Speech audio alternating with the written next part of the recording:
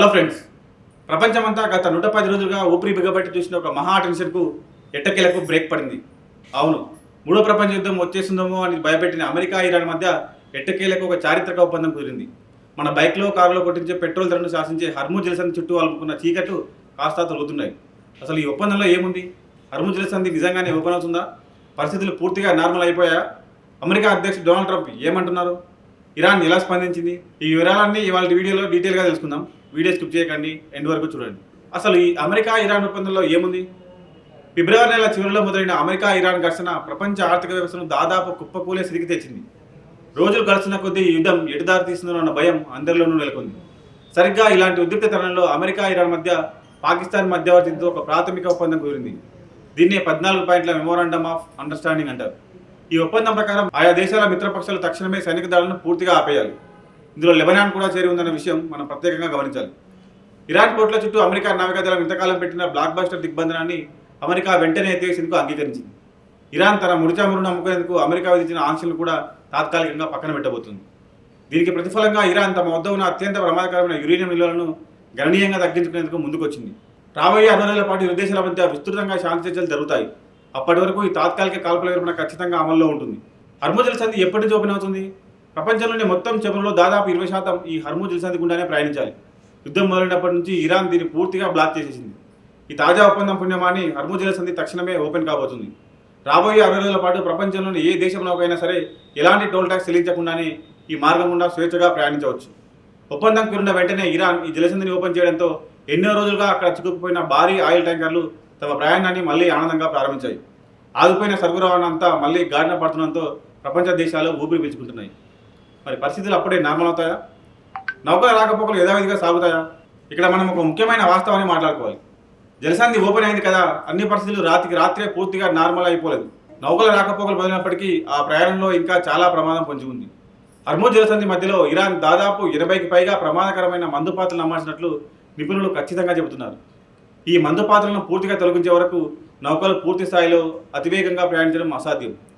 ప్రస్తుతం నౌకలు చాలా నెమ్మదిగా అత్యంత జాగ్రత్తగా ప్రయాణిస్తున్నాయి. దీనికి తోడు అమెరికా ఇంటెలిజెన్స్ సంస్థలు ఒక సంచలన హెచ్చరిక చేశాయి. ఇరాన్ ఎప్పుడు కావాలంటే అప్పుడు మళ్ళీ ఈ జలసంధిని మూసివేసే సత్తా కలిగి ఉందని, ఈ ఒప్పందం ఒక తాత్కాలిక ఊరట మాత్రమే అని స్పష్టం చేశాయి. కాబట్టి రాబోయే 60 రోజుల చర్చలు ఎలా సాగుతాయన్న దానిపైనే పూర్తి సాధారణ పరిస్థితులు ఆధారపడి ఉంటాయి. మరి పెట్రోల్ రేట్లు దిగొస్తాయా? మనందరికీ అత్యంత ఆసక్తిగా ఉన్న మరో ముఖ్యమైన పాయింట్ ఇంధన ధరల గురించి. ఇరాన్ అమెరికా ఘర్షణ మొదలైనప్పటి నుంచి అంతర్జాతీయంగా క్రూడ్ ఆయిల్ ధరలు భయంకరంగా మండిపోయాయి. ఈ ఒప్పందం కుదిరి హర్ముజ్ ఓపెన్ అవుతుందన్న వార్త బయటికి రాగానే మార్కెట్లో భారీ సానుకూల మార్పు కనిపించింది. ఈ వార్త వచ్చిన కొన్ని గంటల్లోనే బ్యారెల్ ముడి చమురు ధరలు ఏకంగా $1 నుంచి $2 తగ్గిపోయింది. ఇన్ని రోజులుగా ఆగిపోయిన 12.5 మిలియన్ బ్యారెల చమురు రాత్రికి రాత్రే ప్రపంచ మార్కెట్లోకి వచ్చేసింది. ఇదే పరిస్థితి నిలకడగా కొనసాగి రాబోయే రోజుల్లో శాంతి చర్చలు సఫలమైతే ఖచ్చితంగా పెట్రోల్, డీజిల్ ధరలు గణనీయంగా దిగి వస్తాయి. నిత్యావసర ధరలు అదుపులోకి వచ్చి సామాన్యుల జేబులకు పడుతున్న భారీ చిల్లులకు కాస్త బ్రేక్ పడే అవకాశం స్పష్టంగా కనిపిస్తుంది. ఈ ఒప్పందంపై డొనాల్డ్ ట్రంప్ ఏమన్నారు? అమెరికా అధ్యక్షుడు డొనాల్డ్ ట్రంప్ ఈ అద్భుత పరిణామంపై ఎంతో సంతోషం వ్యక్తం చేశారు. ఈ ఒప్పందాన్ని ఒక అద్భుతమైన చారిత్రక విజయంగా ఆయన అభివర్ణించారు. ట్రంప్ తన సొంత సోషల్ మీడియా ప్లాట్ఫామ్ ట్రూత్ సోషల్లో ఒక అదిరిపోయే పోస్ట్ పెట్టారు. ఇస్లామిక్ రిపబ్లిక్ ఆఫ్ ఇరాన్తో ఒప్పందం పూర్తయిందని, ప్రపంచంలోని నౌకలన్నీ ఇక తమ ఇంజన్లను స్టార్ట్ చేసి చమురును పారనివ్వాలని ఆయన స్వగర్వంగా ప్రకటించారు. తాను కనుక ఈ ఒప్పందం చేయకపోయి ఉంటే ప్రపంచమంతా భారీ ఆర్థిక మందిలో కూరుకుపోయేదని ఆయన బలంగా చెప్పుకొచ్చారు. నావికాదళ ఉపసంహరణను వెంటనే ఆదేశిస్తూ ఇరాన్ అణ్వాయుధాలు తయారు చేయకుండా అడ్డుకోవడమే తన ప్రధాన లక్ష్యమని ట్రంప్ స్పష్టం చేశారు. మరి దీనిపై ఇరాన్ ఎలా స్పందించింది? అమెరికా వైపు ట్రంప్ దీన్ని తమ గొప్ప విజయంగా చెబుతుంటే ఇరాన్ దానికి ఏమాత్రం తీసిపోకుండా ఇందులో తామే గెలిచామని గర్వంగా చెబుతోంది.